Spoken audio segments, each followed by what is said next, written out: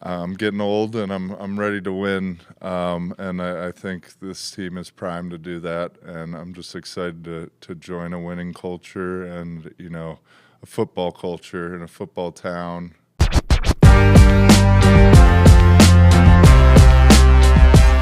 What's going on, Bills Mafia, Bills fans, anybody that's tuning in, NFL fan, wherever you might be coming from.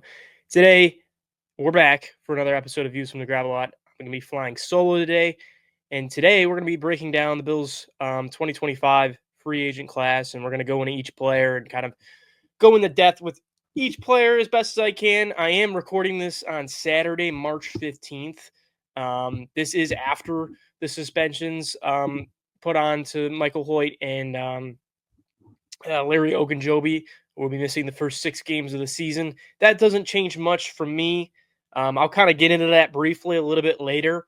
But we're going to talk about the Bills free agents, kind of what I think about them, sort of the pros and the cons to them, and we'll kind of go into it. So I wanted to start this off by starting with probably the most notable addition of Joey Bosa, and I think it's the most important one to talk about, just because there's just so many layers into it, and it's a very fascinating signing that, frankly, I didn't expect the Bills to make. I had done a list of free agent targets. I've done many lists. It's the fun of the offseason. You like to project and wish and do all these things, but Joey Bosa's name didn't really come to mind for me, just because I didn't think there was going to be a fit. I kind of had pegged him going to San Francisco to play with his brother. Made a lot of sense, and it just felt like that's what they were going to do, especially after they released Leonard Floyd.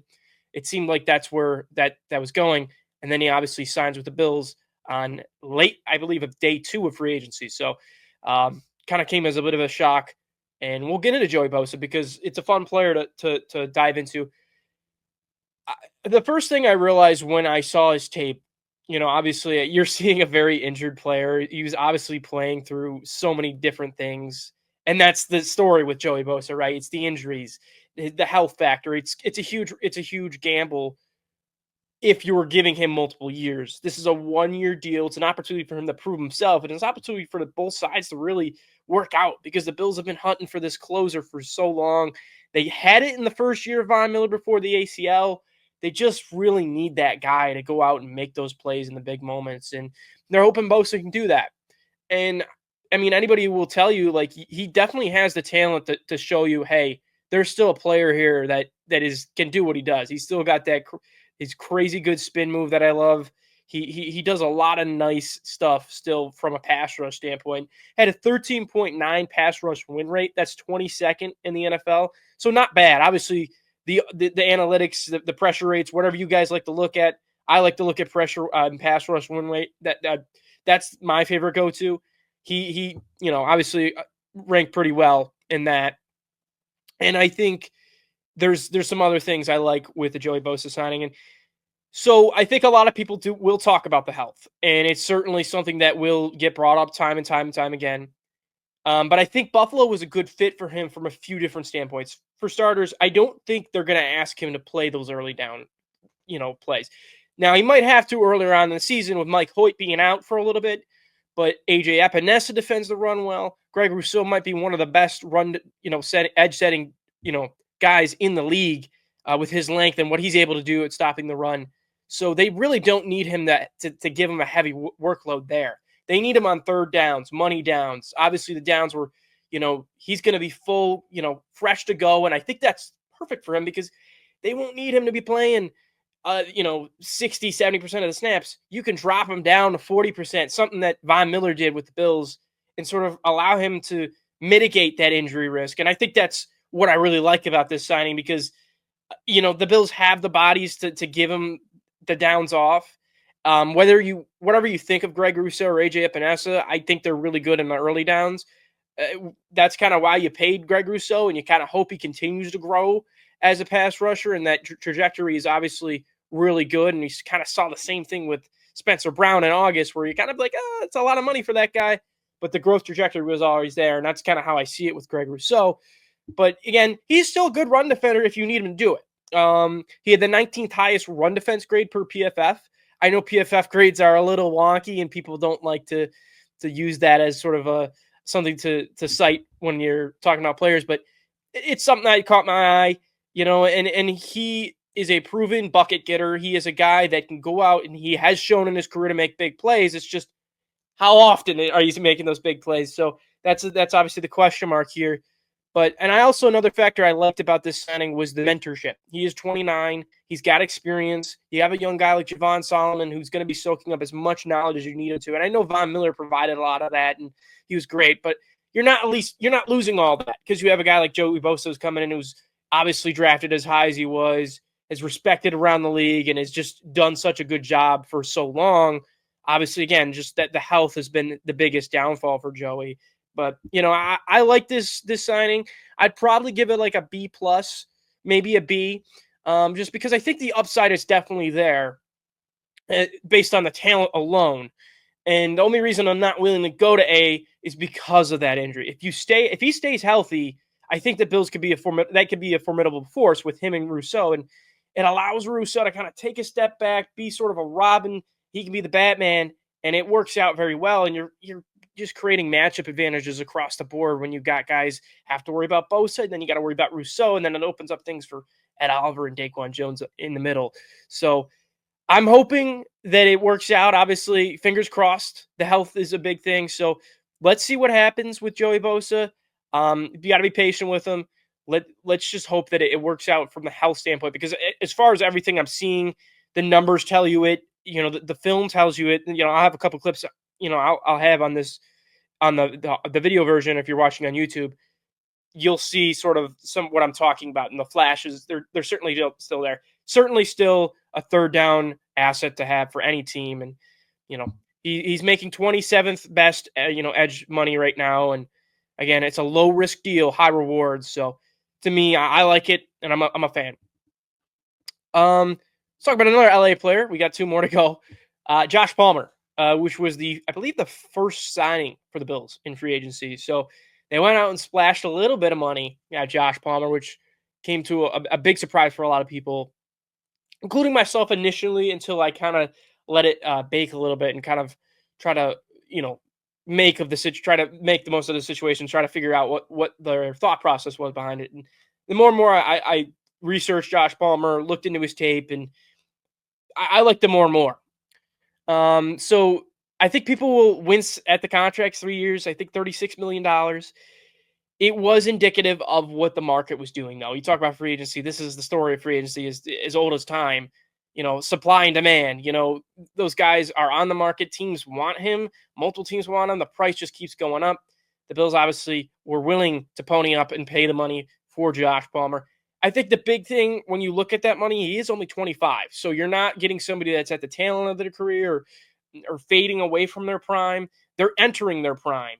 So that was a big thing for me, a big selling point to me. And so the big thing I wanted the Bills to do this offseason was find a boundary receiver that can separate and win vertically. And that's what Josh Palmer can do. He can do that at a very high level.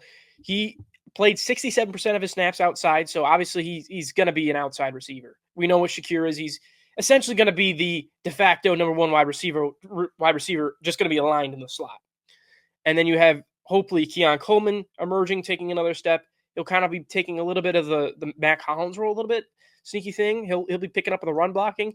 But Josh Palmer, like him a lot from a few standpoints. So he is plus size, 70th percentile in weight, 58th percentile in height. And he's got really good separation grades, 17th best in separation score. That is per fantasy points data. They do a lot of good stuff. 12th in route win rate. Sorry. So obviously he can separate. And then, like I said, the vertical stuff is something that I looked at as an added bonus. He had 15.2 air yards per target, which was good for third in the NFL. So again, there is something to like there from a vertical standpoint. He's not like a super burner. He's not the fastest guy in the world, but he can separate. And he finished with 0.33 APA per target, finishing 28th in the league, which was probably the most impressive data point that I looked at out of all of them. But he can win with two-way goes. He can beat you down the sideline. He's got really good deceptiveness within his stems. He just really he gets defenders just off, and he really tricks out corners at a very high level. And the way he's able to move and maneuver within his route, And at the point of his break, he does it all very well. And he's a very good route runner. And I think he said in his press conference that he takes pride in sort of winning with all, his complete route tree, which is something I liked a lot because he has the versatility. He can do a little bit of everything for you. And that's kind of what the Bills wanted Amari Cooper to do. And Amari Cooper's, you're probably getting Amari Cooper production with the Bills with Josh Palmer. You're probably easily able to replicate that kind of production that Cooper had with the Bills with Palmer in the form of Palmer and a younger player. So you're getting a little bit more downfield juice. So I think from that perspective, there's a lot to like. Again, the price was a little steep for me, but like I said, that's just how free agency is. You're going to have to pony up for some players, especially a guy that's 25 years old, and I'm sure he had a market. But yeah, I mean, Josh Palmer, he's a very intriguing player. I really don't know what his stat line is going to look like this year. This is a player who's never really topped 800 yards. He's never been a super flashy guy, which I think a lot of Bills fans didn't like when they signed him. But again, it's important not to get caught up in those box score kind of stats and look at sort of what you see of the player. Like, where is the potential? How can he grow? Obviously, he's used to playing with that kind of fastball kind of quarterback with Justin Herbert who can really sling it. And I think Justin Herbert, honestly, regressed a little bit this year from a pure progression standpoint. He was not really willing to take some more. I didn't like how that offense was ran.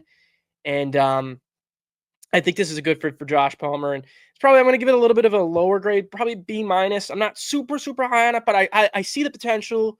I see what's there. Again, very, very fun player. And I don't think this shuts the door on adding another receiver. But I don't think it's going to be like a first or a second round pick or a third round pick. They don't have a third round pick, but it'd probably be in the fourth or fifth round, just because given the investment they put in the position. Keon Coleman, essentially a first round pick, pretty much. You spent money on Curtis Samuel. Now you spent money on Josh Palmer. You spent a first round pick on Dalton Kincaid. You kind of need some of these guys to start stepping it up and give them the real chance, like a make or break kind of year. So that's a fun little signing the Bills made. Let's go shift over to the defensive side of the ball again. And it was unfortunate that the news came out that these players were suspended, and because I liked the Hoecht signing more than the Ogunjobi signing. Hoecht is such a fun chess piece for any team. And it's funny because I'll mess around and play a little Madden franchise mode, and he's always a guy I'm looking to like just sign in franchise, and I would just play him across the D line and do all kinds of fun stuff with him in Madden. That is what teams do with him in real life. The Rams would drop this guy in the coverage. They play him off the edge. They play him at 3 tech. They move him all over the place, and it was so fun to watch. And Cover One does a phenomenal job covering these kind of players. You guys need to check them out. They're awesome. But they essentially profiled Hoecht before free agency. The Bills end up getting him, and they also profiled Josh Palmer, funny enough. But Hoecht was he just popped up. He just plays with so much violence. You see cross chops, you see clubs. Like he's got a deep bag, and he's a really good athlete. 9.93 raw athletic score. Really, really athletic. Really good run defender. Very stout as a run defender. And like I said, what popped up for me was a lot of violence. He plays very physical at the point of attack. He's got a strong motor. He's never going to quit on a play. And that's something I'm sure the Bills fell in love with when they were watching his tapes. Like, okay, here's a guy who can run all over the field, chase a play down, chase a ball carrier 15, 20 yards down the field. Just, again, very fun player. He had an 11.4 pressure rate. Not super, super high, but, again, for a rotational, guy that's mostly better as a run defender, he does just so many fun things. And he also, he's just a great chess piece to have. And he's somebody I had circled going into free agency. I did a free agency target list. He was on there. He was somebody I really liked. And he actually, the funny thing, when I was looking up Michael Hoecht, in the 8 years he has played, he went to Brown for college, and then he went to the NFL, obviously with the Rams, and bounced around the practice squad. He was a special teams player. In 8 years of playing professional football from the collegiate level to the NFL level, he has not missed a single start. He is clean bill of health, as good as it gets. He obviously gets PEDs, but the suspension for that. So, maybe that has something to do with that. Probably not, but it's usually a sort of an unlucky kind of thing.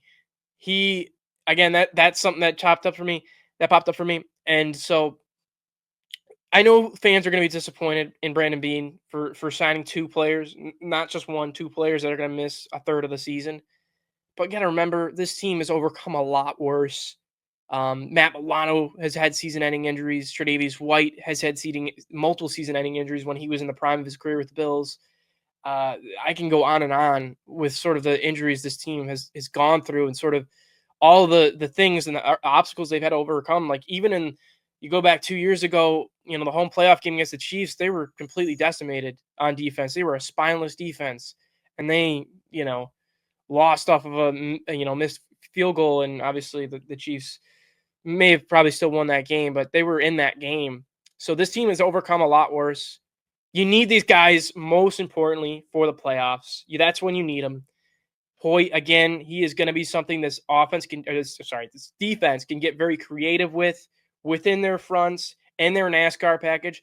My ideal four-man front on your money downs is Rousseau.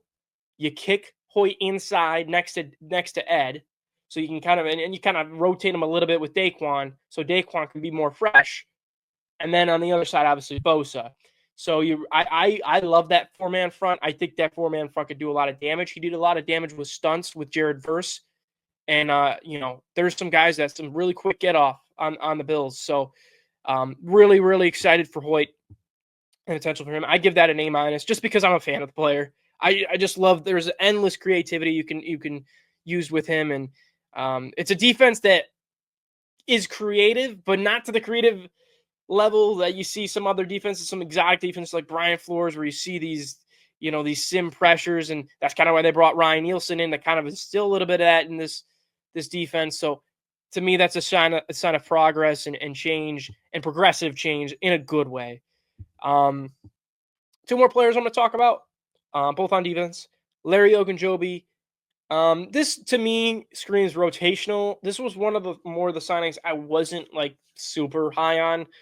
I give it like, just to start off, I give it like a C-, just because there's other guys I like that could do a little bit more. The Bills have this stylistic preference in their defensive tackles to be 3-down players, and they don't really care for the one tech that is going to eat space and eat up blocks. They just never have really cared for that. And so obviously Ogunjobi fits the mold. He's got quick feet. He's a good penetrator. I will say he is an upgrade from the previous stuff. He's much better than Jordan Phillips, Quentin Jefferson, and those kind of guys. And obviously, hopefully, it allows them to push Dwayne Carter a little bit so he can kind of start to grow, because it was a pretty rough rookie season for him. He's not great against the run. He'll have flash plays. It'll certainly, you'll see him pop. He'll have his moments, but again, for the most part, you're not getting a super good run defender. But again, it is an upgrade at the cost of $8 million. There's other guys I liked. I like Sebastian Joseph Day. There's some other guys I liked out there. Again, it's free agency. The market is all over the place, and money is getting spent at a crazy level.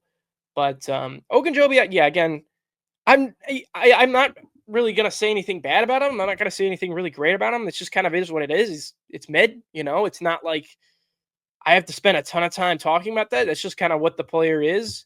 And it's nothing against Larry. He's had a great career, had a really good year in Cincinnati, and hopefully the Bills kind of get something like that. I think ideally he gives you like 5 sacks, and that's a good rotational defensive tackle, and he's able to give you a little push, and that's what this team needs. They need more push. They need better results from their depth and every area on their defensive line, and this is an upgrade. So you can't hate it, but I can't love it. So I give it a C, C-, whatever I said earlier. I already forgot. Last one I want to talk about is Darrick Forrest from the Commanders. Again, sign it in the same mold of Michael Hoecht, because I like the player a lot. And there's a few reasons why. Go back, flashback to 2 years ago in 2022. Darrick Forrest was a full-time starter for Washington with Ron Rivera as their head coach. Obviously, we know Sean McDermott, former Panthers defensive coordinator, comes from the Ron Rivera tree. So obviously it's mirroring systems, right? With obviously there's their tweaks and they do their own things. They have their preferences, but for the most part, it comes from the same tree, the same root. And he was playing the most successful football of his career. He had 4 interceptions, 2 forced fumbles, and 88 tackles. Like, he had a pretty productive season for Washington.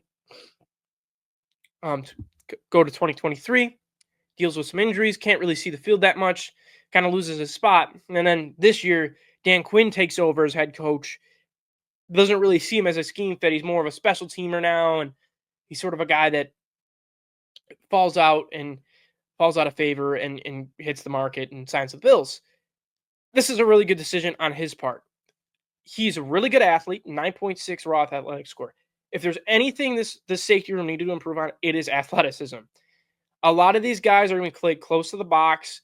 They're not going to be that rangy ball hawking safety. Forrest has had a resume with 4 interceptions in a season. He can do that. He can play a little bit deeper for you. This is, like, in my opinion, the perfect definition of a dart throw. And much like Hoecht, really good raw athletic score, 9.6. And so he can kind of play that cover 4, cover 6 at a high level like he did in Washington, do a little bit of that in Buffalo, and I think could be a formula to success. Now, I don't think it's going to be it's going to be difficult for him to see the field. Obviously, Taylor Rapp, very underrated player. Love Taylor Rapp, makes big plays for this team. No, obviously the playoff interception this year, and then the interception to win the AFC East 2 years ago. Or a year ago, I'm sorry. So the safety room, and obviously Cole Bishop, 2nd-round pick, they don't want it to be earned for Cole. They bring back DeMar Hamlin. So it is a crowded safety room, which makes me think they're not going to even draft a safety.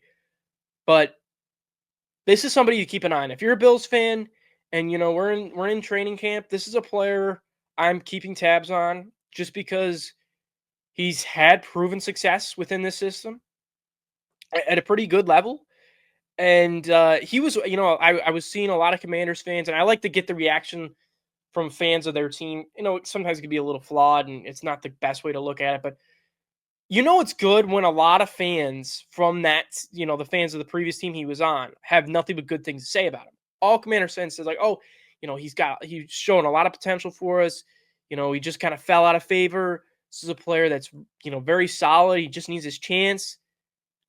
So all of the reports were good. There was not really a ton of mixed reports. It was all, like, positive. And that's someone to be excited about. So yeah, that covers it for all the signings they made. It was a very intriguing free agency period. I think it was about what I expected activity-wise. Again, it's still early. They did add Dane Jackson. I didn't cover that much because it's Dane Jackson. He's going to be the 4th corner on this team. But I think this is a very interesting free agency period because the Bills spent a little bit. $36 million on Palmer. They committed 12.5 to Bosa, 12.6 to be exact. Hoecht, they gave 3 years, $20+ million. Ogunjobi, they gave $8 million. Forrest was a small signing. So they committed a good amount of money here. So they're willing to kind of push forward a little bit, push the envelope forward. I think the best part of this offseason wasn't the free agency. It was the retention they did and the value they got in those deals. That was, I think, the best part of this offseason. The draft lies ahead. We'll do a ton of draft coverage on this channel. You can check us out on Spotify, all those good stuff. All the links will be in the description. But we're going to do a ton of draft stuff. This was just a fun little short video. I'm flying solo today. We did record this earlier in the week before some of the other signings. On the night of Bosa, we tried to record. Just the quality didn't come out very well. So I'm kind of doing this solo to kind of make up for that. But I hope everybody enjoyed this kind of video. It's something I have a lot of passion for. And this is obviously something that the Bills went out and made some moves here that warranted a video like this. So again, thank you for everybody for tuning in. The links will be in the description below. Check us out on Spotify, Apple Podcasts, YouTube, whatever you get your podcast video or audio viewing pleasure. Without further ado, I hope everybody has a good night. And go Bills.